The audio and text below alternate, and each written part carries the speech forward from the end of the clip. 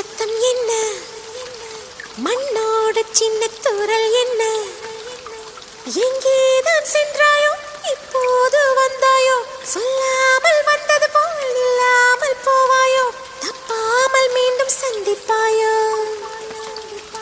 நீ வரும்போது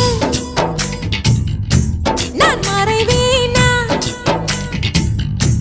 நீ வரும்போது நான் மறைவேன்.